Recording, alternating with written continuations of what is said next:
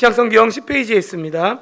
마태복음 7장 13절부터 27절까지의 말씀 한 절씩 교독하고 마지막 절은 다 함께 합독하도록 합니다. 좁은 문으로 들어가라. 멸망으로 인도하는 문은 크고 그 길이 넓어 그리로 들어가는 자가 많고 생명으로 인도하는 문은 좁고 길이 협착하여 찾는 이가 적음이라. 거짓 선지자들을 삼가라. 양의 옷을 입고 너희에게 나오나 속에는 노략질하는 일이라. 그들의 열매로 그들을 알지니 가시나무에서 포도를 또는 엉겅퀴에서 무화과를 따겠느냐. 이와 같이 좋은 나무마다 아름다운 열매를 맺고 못된 나무가 나쁜 열매를 맺나니 좋은 나무가 나쁜 열매를 맺을 수 없고 못된 나무가 아름다운 열매를 맺을 수 없느니라. 아름다운 열매를 맺지 아니하는 나무마다 찍혀 불에 던져지느니라. 이러므로 그들의 열매로 그들을 알리라. 나더러 주여 주여 하는 자마다 다 천국에 들어갈 것이 아니요 다만 하늘에 계신 내 아버지의 뜻대로 행하는 자라야 들어가리라. 그날에 많은 사람이 나더러 이르되 주여 주여 우리가 주의 이름으로 선지자 노릇하며 주의 이름으로 귀신을 쫓아내며 주의 이름으로 많은 권능을 행하지 아니하였으니까 하리니. 그때 내가 저희에게 밝히 말하되 내가 너희를 도무지 알지 못하니 불법을 행하는 자들아 내게서 떠나가라 하리라. 그러므로 누구든지 나의 이 말을 듣고 행하는 자는 그 집을 반석 위에 지은 지혜로운 사람 같으리니. 비가 내리고 창수가 나고 바람이 불어 그 집에 부딪히되 무너지지 아니하나니 이는 주초를 반석 위에 놓은 까닭이요. 나의 이 말을 듣고 행하지 아니하는 자는 그 집을 모래 위에 지은 어리석은 사람 같으리니. 다 같이요. 비가 내리고 창수가 나고 바람이 불어 그 집에 부딪힘에 무너져 그 무너짐이 심하니라. 아멘. 우리 한 번 더 인사하는데요. 당신이 계셔서 행복합니다. 정말 행복합니다. 행복합니다. 예. 오늘 우리가 읽은 본문 말씀은 예수님의 산상수훈의 결론 부분에 해당됩니다. 마태복음 5장, 6장, 7장은 바로 예수님의 산상수훈, 산에서 가르치신 가르침인데요. 산상수훈의 결론을 얘기하시면서 예수님께서는 실천하는 자가 되어라, 행하는 자가 되어라 라고 하시면서 몇 가지 비유를 드신 것을 볼 수 있습니다. 두 종류의 길이 있다. 그리고 두 종류의 나무가 있다. 그리고 두 종류의 인생 기초가 있는데 그 중에서 어떤 것을 선택할 것인지 스스로 결정해라. 스스로 선택해라 라고 주님이 말씀하시는 것입니다. 우리 신앙생활은 강요가 아니고 선택입니다. 선택은 자유죠. 예수님께서 분명히 말씀하셨습니다. 선택은 자유지만 그 선택에 바로 결과가 따르고 그 결과에 책임이 바로 우리에게 있다는 것을 말씀하고 있습니다. 그렇기 때문에 우리가 어떤 선택을 하느냐에 따라서 칭찬받는 자가 될 수도 있고 또 어떤 선택을 잘못함으로 말미암아 책망받는 사람이 될 수도 있습니다. 오늘 저는 설교 제목을 열매로 그들을 알리라 라고 이렇게 제목을 잡았는데요. 이 열매로 그들을 알리라 라는 것은 예수님이 친히 하신 말씀이고 바로 거짓 선지자들을 어떻게 알 수 있느냐라고 했을 때 거짓 선지자들을 분별할 수 있는 그 기준이 바로 열매로 안다. 바로 그들의 삶을 통해서 알고 그들의 말을 통해서 알고 그들의 선택을 통해서 안다라고 하신 말씀입니다. 그래서 열매로 그들을 알리라라는 말씀은 예수님께서 우리에게 만약에 하신다면 우리에게 선한 열매, 좋은 열매, 아름다운 열매를 기대하시는 것으로 믿습니다. 그래서 저는 열매로 그들을 알리라라는 제목으로 우리가 좋은 열매를 맺기 위해서 이 주님의 마음을 기쁘게 해드리기 위해서 우리가 어떻게 해야 되는지 오늘 본문 말씀을 가지고 같이 살펴보기를 원합니다. 첫 번째로 우리가 좋은 열매를 맺기 위해서는 좁은 문으로 들어가야 합니다. 좋은 열매를 맺기 위해서는 좁은 문으로 들어가서 좁은 길로 걸어가야 되는 것. 이것이 바로 오늘 예수님이 우리에게 가르치시는 내용이라는 것입니다. 마태복음 7장 13절 14절 말씀을 읽어보면 이렇게 되어 있죠. 좁은 문으로 들어가라. 멸망으로 인도하는 문은 크고 그 길이 넓어 그리로 들어가는 자가 많고 생명으로 인도하는 문은 좁고 길이 협착하여 찾는 이가 적음이라 라고 주님이 말씀하셨습니다. 인생에 두 가지 문이 있다라고 말씀하십니다. 하나는 넓은 문이고 하나는 좁은 문이라고 말씀합니다.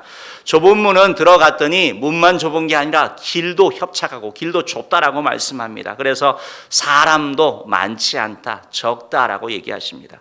이에 반해서 넓은 문으로 들어갔더니 길도 얼마나 넓은지, 얼마나 그리고 편한지 수없이 많은 사람이 그곳에 있다라고 예수님이 말씀하셨습니다. 그런데 좁은 문으로 들어가서 좁은 길을 갔더니 그 결과가, 그 마지막이 생명이고, 넓은 문으로 갔더니 그 마지막은 멸망이다라고 말씀합니다. 그러면서 예수님께서 우리에게는 바로 그러하기 때문에 너희들은 생명 얻기 위해서 좁은 문으로 가라라고 말씀하시는 것입니다. 우리가 좋은 열매를 맺기 위해서 좁은 문으로 들어간다라고 얘기를 할 때 이것이 어떤 의미냐면 바로 예수님을 믿고 예수님의 가르침대로 살아가는 것을 말하는 것입니다. 내가 하고 싶은 대로 본능에 따라서 내 생각에 의해서 살아가는 것이 아니라 주님이 기뻐하시는 길을 가는 것, 그분의 가르침대로 살아가는 것, 그것이 바로 좁은 문으로 들어가서 좁은 길로 가는 길이다라는 것입니다. 이에 반해서 넓은 문으로 들어가서 넓은 길로 간다는 것은 본능에 따라서, 감정에 따라서 느끼는 대로 살아가는 길을 말하는 것입니다. 자기가 하고 싶은 대로 다른 사람은 상관치 아니하고 살아가는 것, 그것이 바로 넓은 길로 가는 길이고 세상에 많은 사람들이 그렇게 살아가는 것입니다.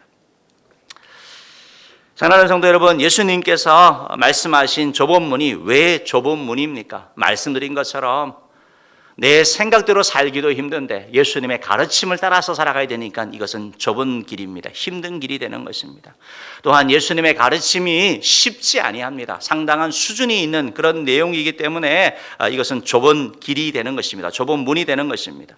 이 좁은 문으로 들어가기 위해서는 포기해야 될 것이 있습니다. 우리가 멈춰야 될 것이 있습니다. 끊어버려야 할 것이 있습니다. 그리고 이 길을 가기 위해서는, 그 협착한 길을 가기 위해서는 계속 예수님의 도우심, 예수님의 가르치심을 받아야 되는 것입니다.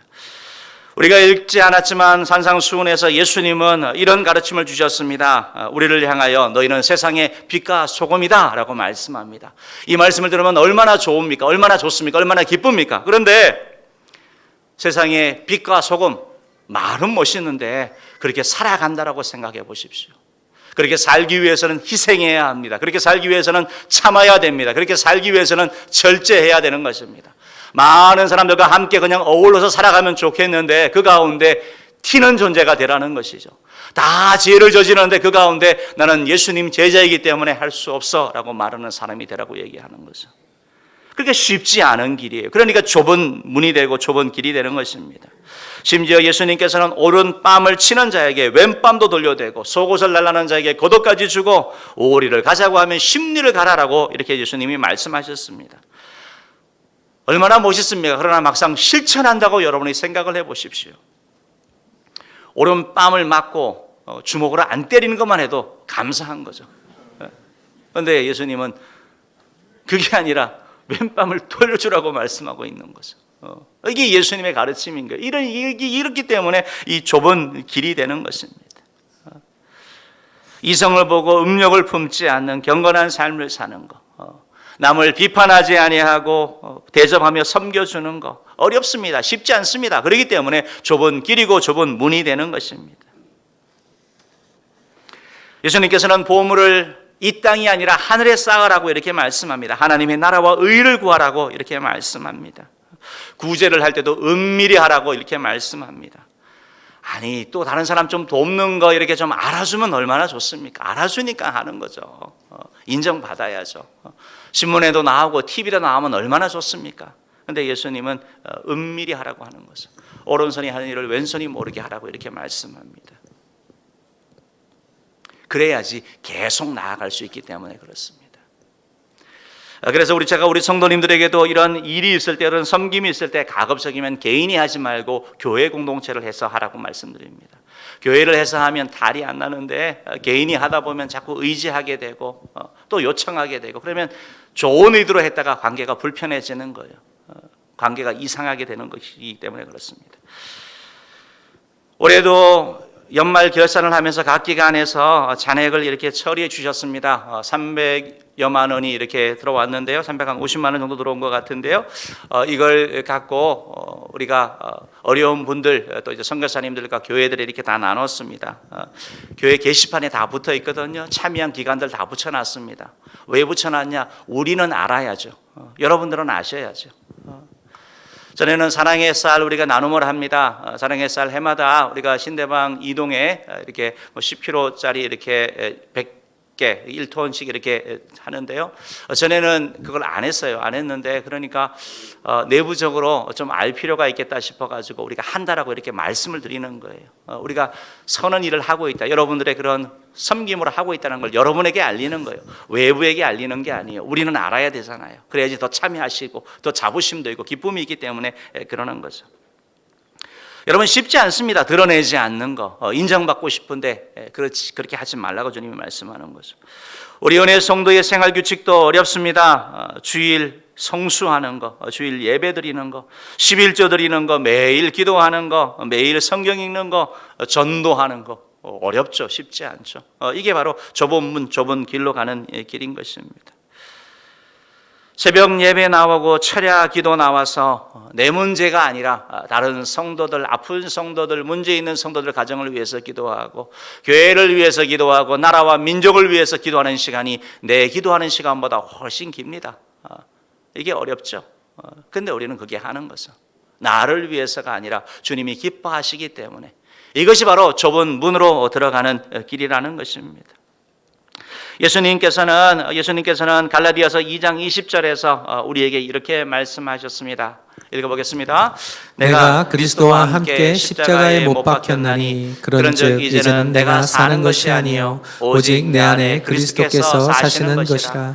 이제 내가 육체 가운데 사는 것은 나를 사랑하사 나를 위하여 자기 자신을 버리신 하나님의 아들을 믿는 믿음 안에서 사는 것이라. 아멘. 이것이 바로 좁은 문을 걸어가는 성도의 정체성을 말하는 거죠. 내가 사는 것이 아니라 그리스도께서 사신 것. 그래서 그분이 원하시는 것, 그분의 가르침을 따라 살아가는 것을 말하는 것은. 마태복음 5장 43절 44절에서는 용서에 대해서 예수님이 이렇게 말씀하셨습니다. 읽어봅니다. 또 내 이웃을 사랑하고 내 원수를 미워하라 하였다는 것을 너희가 들었으나 나는 너희에게 이르노니 너희 원수를 사랑하며 너희를 박해하는 자를 위하여 기도하라. 이렇게 말씀하시는 거예요. 내 자신 사랑하기도 힘든데 이웃 사랑하는 것도 힘든데 이웃이 아니라 원수를 사랑하래요. 박해하는 자를 위하여 기도하래요. 이게 바로 좁은 길이다라고 주님이 말씀하는 겁니다. 왜 이렇게 해야 됩니까? 에베소서 4장 43절인가요? 우리 34절인가요? 32절입니다. 읽어보겠습니다. 시작. 서로 친절하게 하며 불쌍히 여기며 서로 용서하기를 하나님이 그리스도 안에서 너희를 용서하심과 같이 하라. 용서의 근거가 바로 우리가 용서받았다라는 걸 말씀하고 있는 거예요. 용서하는 가운데 내가 용서받았던 사실을 알게 하는 거예요. 그 용서가 더 깊어지는 거죠. 벤자민 프랭클린이라는 분이 용서에 대해서 이렇게 말씀했었습니다. 세상에서 가장 어려운 세 가지가 있는데 첫 번째는 비밀을 지키는 것이고 두 번째는 용서하는 것이고 세 번째는 시간을 최대한 잘 활용하는 거다라고 얘기했다고 합니다. 용서는 하는 사람도 힘들고 용서받는 것도 힘듭니다. 위대함이 그 가운데 필요하기 때문에 그렇습니다.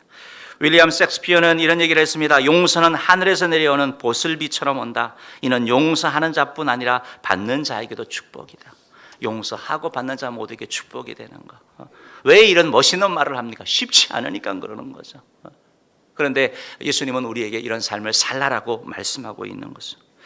사랑하는 성도 여러분, 좁은 문으로 들어가는 사람은 교회 공동체를 생각하고 살아가는 자입니다. 좁은 문으로 들어가는 사람은 하나님의 영광을 생각하고 결정하며 나아가는 자인 것입니다. 내 개인의 이익과 편리함보다 나의 유익보다 말씀이 무엇을 가르치는가, 하나님의 영광이 무엇이 되는가, 교회 공동체에 어떤 일이 유익이 되는가를 생각하면서 결정하며 나아가는 사람, 그 사람이 바로 좁은 문으로 들어가는 사람인 것입니다.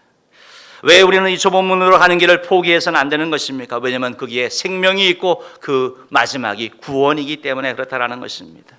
예수님은 자기 자신을 표현하면서 나는 양의 문이다라고 말씀하셨습니다. 그 문으로 들어가는 자는 구원을 얻고 꼴을 얻을 것이라고 하셨습니다. 다른 문, 다른 길은 없습니다. 구원은 오직 예수 그리스도밖에 없습니다. 그렇기 때문에 예수 그리스도를 믿고 따르는 바로 그 길, 그건 좁은 길이고 힘든 길이고 험한 길이다 할지라도 우리 모두가 따라가야 되는 길인 줄 믿습니다. 주님은 우리에게 바른 선택을 촉구하고 계시는 것입니다. 넓고 편하고 많은 사람이 가는 그 길이 아니라 좁은 길이다 하더라도, 힘든 길이다 하더라도, 어렵다 하더라도 그 마지막이 구원이라면, 생명이라면, 승리의 길이라면 그 길을 기꺼이 걸어가라, 선택해서 가라라고 말씀하고 있는 것입니다. 사랑하는 성도 여러분, 우리가 좀 힘들고 어려울지라도 생명이 있는 좁은 길, 십자가의 길을 끝까지 걸어가는 저와 여러분 되기를 주임으로 축원합니다. 그래요, 주님 앞에 섰을 때 착하고 충성된 종아 라고 칭찬 듣는 우리 모든 의의 제자 성도 되기를 주임으로 축원합니다. 두 번째로 좋은 열매를 맺기 위해서는 거짓 선지자를 삼가야 합니다. 따라해 봅시다. 거짓 선지자를 삼가야 합니다. 거짓 선지자들과 어울리지 않는 것을 말하는 것입니다. 선지자는 말하는 사람이죠. 말하는 사람. 말의 영향력을 말하는 것입니다. 어떤 말을 듣고 있는가, 어떤 것에 귀를 기울이는가라는 것입니다. 좁은 문, 좁은 길로 들어갔다는 것은 예수님이 내 삶의 중심이 된다는 것입니다. 그런데 이 좁은 길을 가는 여정 가운데 힘든 일이 생기고 갈등이 생기고 번민이 생깁니다. 어려움이 생깁니다. 그때 우리는 누군가의 말을 듣게 되는 것입니다. 그 사람이 바로 선지자인데 오늘 성경에는 거짓 선지자를, 특별히 그 길을 가면서는 거짓 선지자를 삼가하라, 주의해라, 조심해라 라고 말씀하고 있는 것입니다. 15절 말씀 우리 같이 한번 읽어보겠습니다. 시작. 양의 옷을 입고 너희에게 나아오나 속에는 노략질하는 일이라. 거짓이라는 것은 가면을 썼다라는 그러한 뜻을 얘기를 하는 거죠. 여러분, 선지자가 참 선지자, 진짜와 가짜가 있다라는 거예요. 참된 가르침을 하는 자도 있고 거짓된 가르침을 하는 자가 있는데, 거짓된 선지자들, 특별히 좋은 열매를 맺기 위해서 신앙생활을 해나가면서는 유의해라라고 말씀하는 거예요. 그러면 거짓 선지자들의 특징이 뭡니까? 오늘 성경 15절 말씀에 보니까 거짓 선지자는 겉과 속이 다른 존재입니다. 겉은 뭡니까? 양의 옷을 입었습니다. 그러나 속은 뭐라고요? 일이래요, 일이.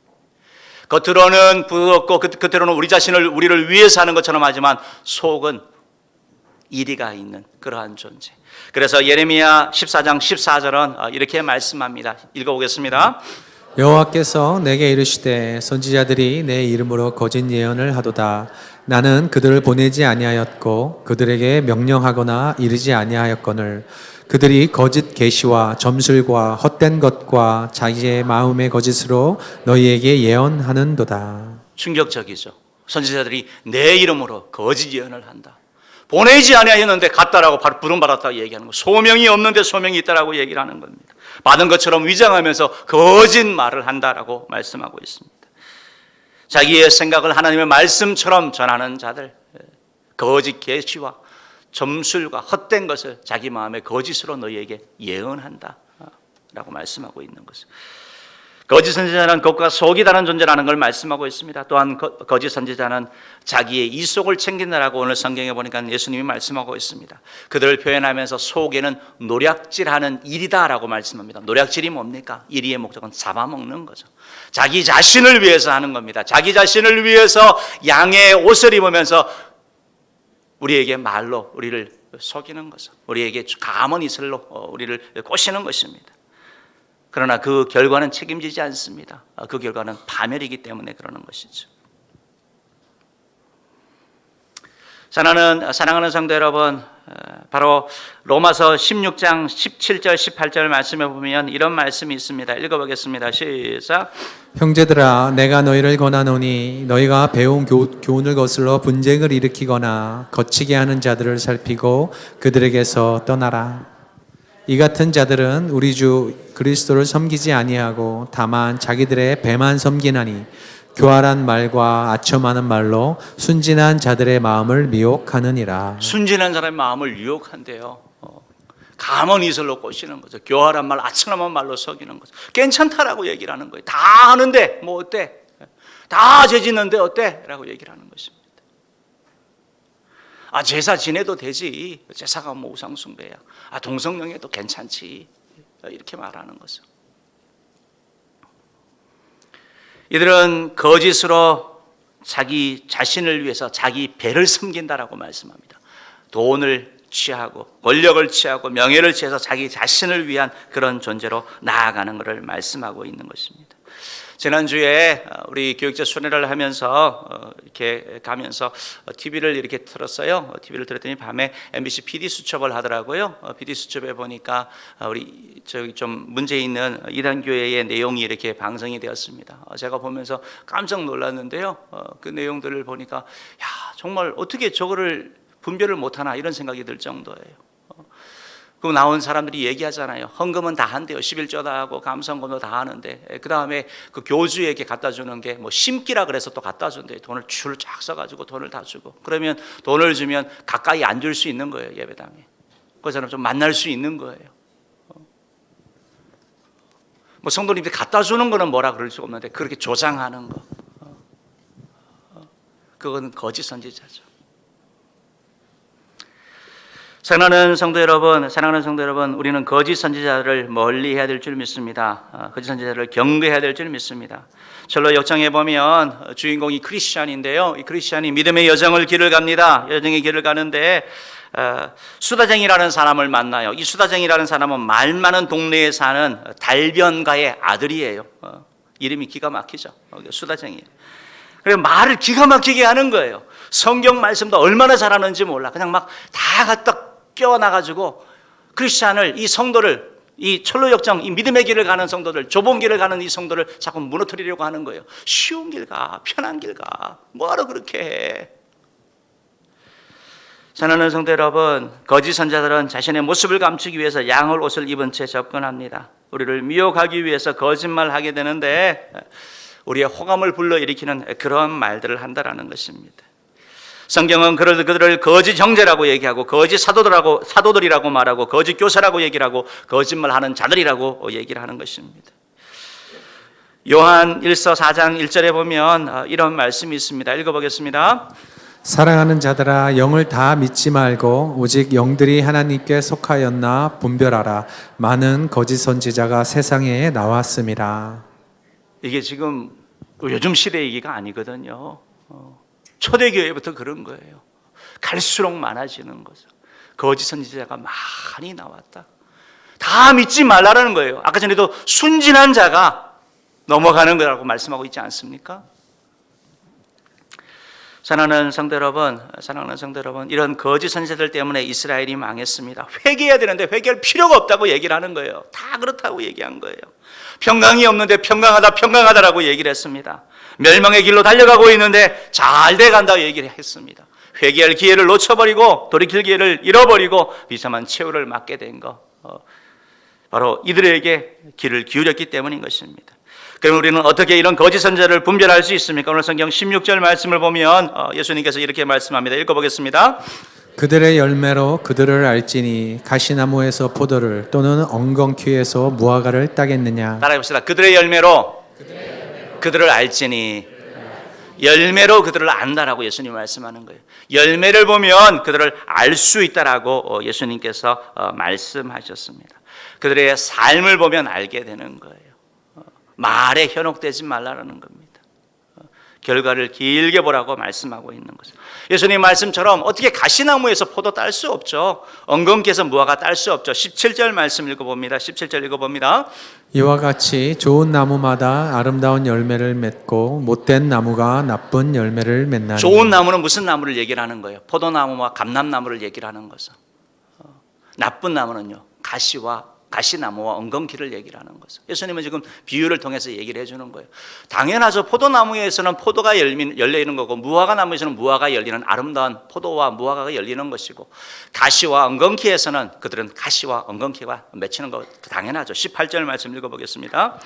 좋은 나무가 나쁜 열매를 맺을 수 없고 못된 나무가 아름다운 열매를 맺을 수 없느니라. 예수님은 좋은 나무가 뭐라고 얘기합니까? 포도나무와 무화과라고 말씀하고 있는 것은. 나쁜 열매는요, 가시 엉겅퀴 못 맺죠. 백날 기다려 보십시오. 무슨 수를 해보십시오. 안 납니다. 안 됩니다. 포도나무는 포도 맺을 수밖에 없는 거예요. 못된 나무, 가시, 엉겅퀴에서는요, 여러분이 아무리 좋은 홍삼을 갖다가 붓는다 하더라도 가시는 가시예요. 엉겅퀴밖에 안 나옵니다. 포도가 나올 수가 없어요. 무화과 나올 수가 없습니다. 아름다운 열매를 맺을 수보다 본질이 다르다라고 예수님이 말씀하고 있는 거죠. 19절 말씀 읽어보겠습니다.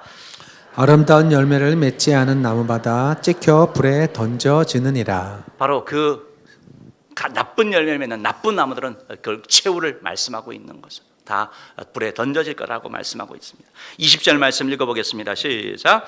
이러므로 그들의 열매로 그들을 알리라. 예수님이 두 번 말씀하셨죠. 그들의 열매로 그들을 알 것이다. 열매로 알 것이다 라고 말씀합니다. 그러면서 예수님께서 열매로 안다고 하면서 제가 거짓 선지자 두 가지 말씀드렸습니다. 겉과 속이 다르고 자신의 이 속을 챙긴다고 말씀하셨는데 세 번째 특징이 21절부터 해서 나옵니다. 21절 읽어보겠습니다. 21절 22절 읽어봅니다. 나더러 주여 주여 하는 자마다 다 천국에 들어갈 것이 아니요 다만 하늘에 계신 내 아버지의 뜻대로 행하는 자라야 들어가리라. 예. 21절부터 다시 한번 볼게요. 21절 봅니다. 주여 주여 하는 자마다 천국에 다 들어갈 것이 아니요. 여러분 주여 잘 아시죠? 그럼 천국 못 들어간다는 말이 있습니까요? 아니죠. 여기 잘 해석하셔야 돼요. 지금 저기서 주여 주여 하는 자가 누군지를 여기서 21절에서 보시는 것이 아니라 22절 가보면 알게 되는 거예요. 주여 주여 하는 자는 천국에 못 들어간대요. 하나님 아버지의 뜻대로 살아가는 자, 좁은 문으로 들어가서 좁은 길을 가는 자는 천국 간다고 말씀합니다. 그러면 도대체 주여 주여 하는 자가 누굽니까? 22절 말씀 읽어보겠습니다. 그날에 많은 사람이 나더러 이르되 주여 주여 우리가 주의 이름으로 선지자 노릇하며 주의 이름으로 귀신을 쫓아내며 주의 이름으로 많은 권능을 행하지 아니하였나이까 하리니. 말씀이 더 어려워졌습니다. 주여 주여 하는 자 그들이 누구냐 했더니 주의 이름으로 선지자 노릇하면서 주의 이름으로 귀신을 쫓아내고 주의 이름으로 많은 권능을 행했던 사람이래요. 기적을 행하고 이적을 행하고 놀라운 일을 행했던 사람이래요. 그 사람들이 주여 주여라고 얘기하는 자들이에요. 그런데 예수님이 이제 23절 말씀 보시기 바랍니다. 23절에 예수님이 뭐라고 말씀합니까? 그때 내가 저희에게 밝히 말하되 내가 너희를 도무지 알지 못하니 불법을 행하는 자들아 내게서 떠나가라 하리라. 이건 도대체 무슨 말입니까? 예수님이 내가 저희에게, 저희가 누굽니까? 주여 주여 하는 자죠. 주의 이름으로 선지자 노릇하고 귀신을 쫓고 능력을 행한 자들이죠. 그들에게 뭐라고 말합니까? 내가 너희를 도무지 알지 못한다라고 말씀하고 있는 거예요. 예수님이 모르신대요. 이게 지금 무슨 말하고 있는 거예요? 거짓 선지자는 주여 주여 하는 자, 그러나 능력을 행할 수 있습니다. 거짓 선지자도. 그러나 주님과 관계가 없는 자를 말하는 거죠. 주님과의 인격적인 관계가 없습니다. 예수님은 이것을 어떻게 표현하셨냐면 요한복음 10장 14절 말씀에 보면 예수님이 이렇게 말씀하셨어요. 읽어보겠습니다. 나는 선한 목자라 나는 내 양을 알고 양도 나를 아는 것이. 예수님이 양을 아신대요, 모르신대요? 그러면 이 주여 주여 하면서 그 사람들은 누구라고 얘기를 합니까? 내 양이 아니다라고 말씀하는 거죠. 불법을 행하는 자들이라고 말씀하고 있는 거죠. 나와 상관이 없다, 나와 관련이 없는 자들이라고 말씀하고 있는 거죠. 그럼 우리는 생각하는 거죠. 아니 그런 사람들도 예수 이름으로 하면 됩니까? 어떻게 그런 일들이 일어납니까? 우리를 현혹시키는 거죠. 여러분 예수 이름의 권세가 있습니다. 여러분이 저와 여러분이 기도할 때 우리의 의로움으로 구하는 거 아닙니다. 누구 이름으로 기도합니까? 예수 이름, 예수 권세를 가지고 기도하는 겁니다. 예수 이름의 능력이 있고 예수 이름의 변화가 있고 예수 이름의 소망이 있기 때문에 예수 이름을 가지고 나아가는 자를 심지어 이단에게도 그런 기적이 나타나는, 그래서 현혹되는 겁니다. 헷갈리는 겁니다. 주님이 뭐라고 말씀합니까? 주여 주여 하는 자가 와서 주의 이름으로 내가 선지자 노릇하면서 기가 막히게 맞춘 거예요. 기가 막히게 기적을 행하는 겁니다. 이적을 행하는 겁니다. 거기에 현혹되지 말라고 말씀하고 있는 거죠. 바로 그들의 삶을 봐라라고 주님이 말씀하고 있는 것입니다. 사랑하는 성도 여러분, 이적과 기사가 참된 선지자의 기준이 아니고 주님과 깊은 사랑의 관계를 맺고 있는 것, 주님과 연결되어 있느냐, 이것이 바로 선지자의 참된 조건이라고 말씀하고 있는 것입니다. 그러면 예수님께서 거짓 선지자를 삼가라고 말씀하시는데 우리는 어떻게 그럼 이걸 삼갈 수가 있습니까? 여러분 교회를 선택하거나 사람을 이렇게 어떤 결정을 해야 될 때 어떻게 할 수 있습니까? 첫 번째는 교단입니다. 교단. 여러분이 어떤 걸 할 때 따라합시다. 교단, 교회, 가르침. 이 세 가지를 보면 어느 정도 거짓이 아닌지, 거짓 선지자인지 아닌지 여러분 분별할 수 있습니다. 이단은 여러분 교단이 정통 교단이 아닙니다. 그래서 우리가 교단을 표시하는 겁니다. 여러분 주보의 표시에 보면 우리 주보에 보면 우리 교단 표시가 마크가 되어 있습니다. 11조가 아니고 십자가와 비둘기 모양이 있죠. 이게 바로 우리 고신교단의 표시입니다. 교단 표시예요. 이 표시가 있으면 교회, 이 교회는 믿을 수 있구나 표시가 되는 겁니다. 합동측 교회 가보면 합동측의 표시가 있습니다. 그 표시를 보면서 구별하는 겁니다. 여러분 교단이 너무 중요한 거예요. 이단이 제일 많은 이단이 대한예수교 장로예요. 그럼 무슨 교냐 몰라요. 그냥 그거밖에 몰라요. 그냥 장로교인데 이거밖에 몰라요. 다 갖다 붙인 거예요. 그래서 마크를 쓰기 시작한 겁니다. 교단들이 구분하기 위해서. 하도 이단들이 많이 쓰니까. 두 번째는 교회인 거죠. 교회를 가보면 교회가 역사가 있으면 어느 정도 검증이 되는 겁니다. 우리 교회를 어떤 분이 등록을 하시면서 저에게 그런 말씀을 하셨어요. 어떻게 등록하셨냐 했더니 은혜교회는 와서 뭐 예배도 좋고 다 좋은데 보니까 장로님들과 원로 목사님이 다 계셔서 그게 좋대요. 그게 무슨 말이냐면 교회가 1, 2년이 아니라 10년, 20년, 30년 지나면 갈등이 왜 없었겠습니까? 그죠? 마음에 안 드는 일이 왜 없겠습니까? 많은 교회는 그래서 다 떠나가고 싸우고 나눠지고 하는데 여기는 보니까 다 계시대요. 이렇게 말씀하시더라고요. 여러분 서로 참는 거예요. 주님 안에서 서로 견디는 겁니다. 서로 품는 겁니다. 이게 교회죠. 그런 모습이 교회를 결정하면서 교회의 역사를 볼 필요가 있는 것입니다. 또 하나는 바로 가르침인데요. 바른 가르침을 듣는 거. 설교 말씀을 들으면서 여러분이 분별하셔야 되는 거예요. 다이아몬드를 분별하는 그런 보석 감정사는 다이아몬드가 비싸고 뭐 워낙 여자분들이 좋아하시니까 가짜가 많잖아요. 가짜가 얼마나 많습니까? 보석을 어떻게 감별하느냐? 그분들은 가짜를 연구하지 않는다고 합니다. 진짜를 계속 본대요. 진짜만 계속 보면 가짜를 보면 이게 뭔가 다르다는 걸 알게 된다는 거예요. 진짜를 보면 그런 거예요. 여러분 하나님의 말씀을 계속 이렇게 듣다 보면 교회에서 듣다 보면 여러분이 어느 순간 뭘 알게 되는 거예요. 어떤 우리 성도님 중에 한 분이 직장 생활을 하면서 그 지인이 하도 요청해가지고 그 교회를 한번 갔대요. 한번 오라 그래가지고 갔대요. 그래서 가보니까 좀 이상하더래요. 내용이. 그리고 평상시 듣던 거하고 이렇게 많이 다르더래요. 그래서 나중에 보니까 신모 그거였대요. 신모지 있잖아요. 그거였대요. 그래서 그때 그런 얘기들 했죠. 야, 그분은 정말 예배만 싹 드리고 늘 가시거든요. 그래도 이 말씀이 들어가는 거 보고 정말 놀랐습니다. 여러분 말씀을 잘 들으시고 또 말씀 배우는 훈련을 하시기 바랍니다. 양육이 있을 때 참여하시기 바랍니다. 그러면 진리 가운데 서서 거짓 선자를 구별할 수 있습니다. 순진하는 거 좋지 않습니다.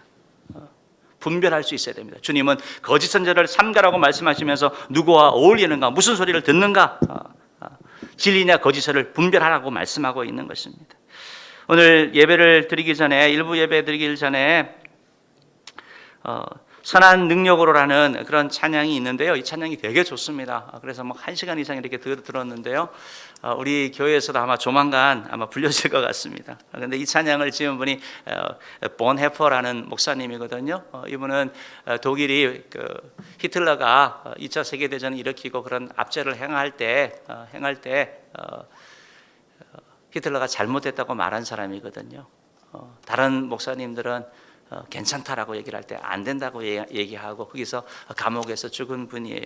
죽기 전에 그분이 지은 그 시가 바로 선한 능력인데 제가 조금 읽어드릴게요.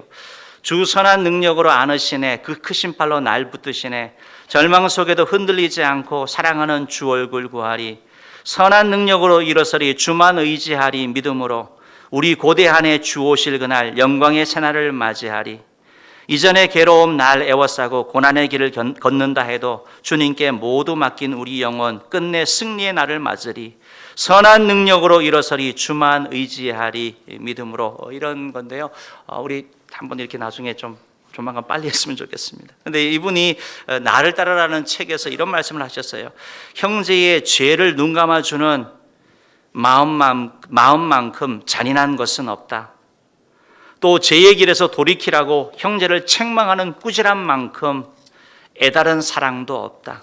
사랑하는 성도 여러분, 좋은 열매를 맺기 위해서는 우리에게 좋은 말만 해주는 사람을 가까이 하는 게 아니라 나에 대하여 책망도 하고 권면도 하고 훈련시켜주는 그러한 주의 종을 가까이 하는 저와 여러분 되기를 주님으로 축원합니다. 세 번째로 좋은 열매를 맺으려면 듣고 행하는 자가 되어야 됩니다. 따라해봅시다. 반석 위에 집을 지어야 합니다. 반석 위에 집을 짓는다라는 거 바로 예수님이 하신 말씀인데요. 반석 위에 집을 짓는다는 것은 바로 듣고 행하는 자를 말씀하는 거예요. 예수님 말씀을 듣는 게 그치는 것이 아니라 행하는 걸 말씀합니다. 예수님이 왜 이렇게 우리에게 말씀하셨을까요? 우리의 지식의 확장을 위해서 그랬을까요? 아닙니다. 살아가라고 말씀하는 겁니다. 그래서 오늘 산상수훈의 결론을 얘기를 하면서 예수님께서 이 비유를 말씀하셨어요. 말씀을 듣고 행하는 자와 행치 않는 자를 집을 짓는 것에다 비유했습니다. 말씀을 듣고 행하는 자는 반석 위에 집을 짓는 자라고 말씀하셨고, 말씀을 듣고도 행하지 아니하는 자는 모래 위에 집을 짓는 자와 같다라고 말씀하셨습니다. 24절 말씀 한번 읽어보겠습니다.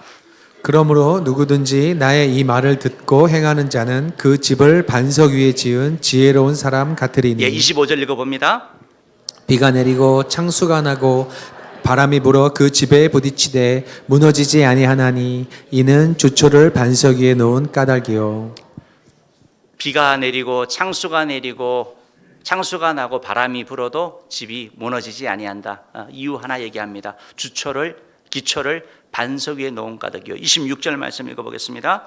나의 이 말을 듣고 행하지 아니하는 자는 그 집을 모래 위에 지은 어리석은 사람 같으리니.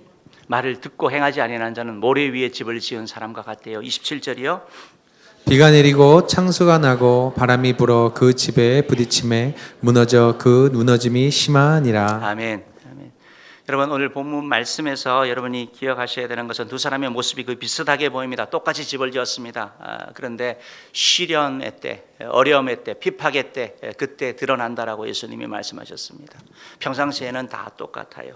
그런데 비가 오고 창수가 나고 바람이 불 때 바로 그 모습이 드러난다는 것입니다. 우리가 볼 때는 저 사람 믿음 생활 참 잘하네 하는데 시련 가운데 너무나 쉽게 무너져 내립니다. 왜요? 오늘 말씀은 그 기초를 모래 위에 쌓았기 때문이라고 말씀합니다. 반석 위에 기초를 세워야 된다라고 말씀합니다.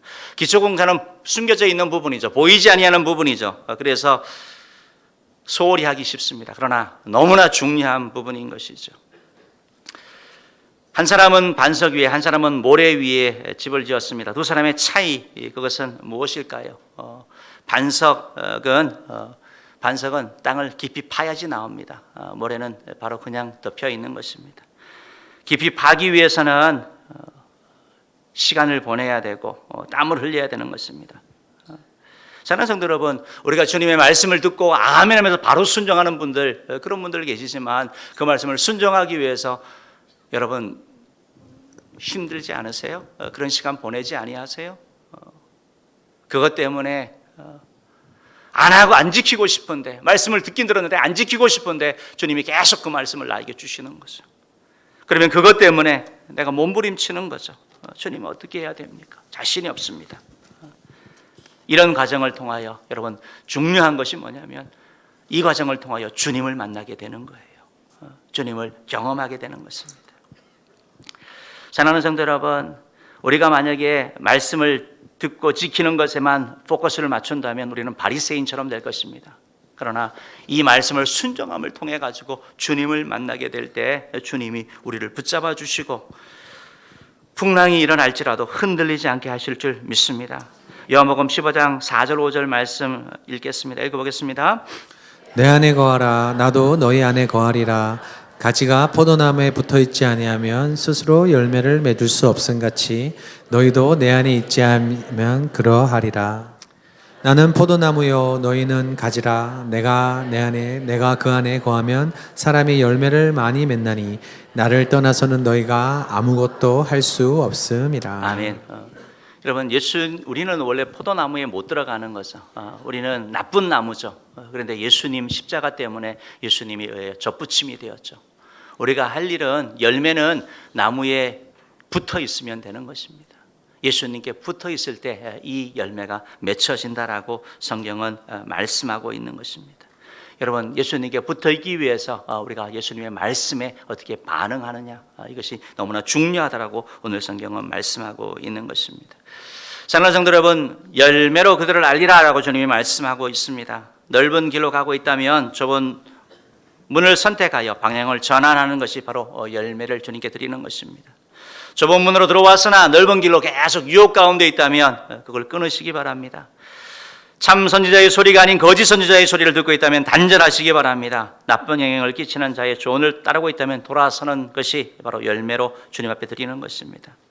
말씀을 듣고 은혜 받았다는 것 치는 것이 아니고 말씀을 듣고 행함으로 나아가는 것, 순종하고 나가는 것, 바로 그때 주님을 만나게 되는 것, 그 사람의 기초가 바로 반석 위에 놓여지게 되는 것입니다. 사랑하는 성도 여러분, 올해 우리의 표어는 서로 사랑하라입니다. 그래서 우리는 가정에서 사랑할 것이고 교회에서 사랑할 것이고 또 우리 나라를 이렇게 사랑할 것입니다. 올 한 해 우리의 가정이 회복이 일어나기를 원합니다. 교회의 회복이 일어나기를 원합니다. 여러분, 아내를 사랑하십시오. 남편을 사랑하십시오. 자녀를 사랑하십시오. 부모를 존경하십시오. 이 말이 이상하게 들립니까? 당연한 말 아닙니까? 바라기는 우리 은혜의 성도들이 이 말씀에 반응하고 나가는 자 되기를 주님으로 축원합니다. 특별히 2월 달은 우리가 월상 예배를 드리면서 칭찬하자고 얘기를 했습니다. 여러분, 아내를 칭찬하고 남편을 칭찬하고 또 자녀를 칭찬하시기 바랍니다. 서로 사랑을 칭찬으로 표현하시기 바랍니다. 이번 명절에 가족을 만나서 여러분들의 그런 사랑의 마음, 좋은 말을 여러분이 전해주시기 바랍니다. 그때 우리 하나님께서 놀라운 일을 행하실 것입니다. 혹시 어떤 분이 여러분이 칭찬을 하시는데 불편해서 왜 또 갑자기 그래 그런 분들이 분명히 있습니다. 분명히 있습니다.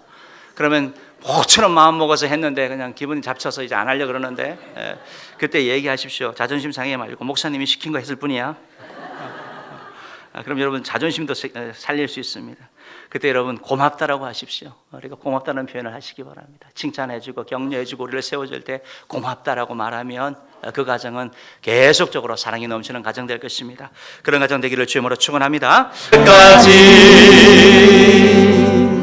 이제는 우리 구주 예수 그리스도의 은혜와 하나님 아버지의 무한하신 사랑하심과 성령 하나님의 감화 감동 교통인도위로 축복하신 은혜가 주님 전에 나와 예배한 우리는 모든 성도님들 한 사람 한 사람들 위해 지금부터 영원토록 항상 함께 계실지어다. 아멘.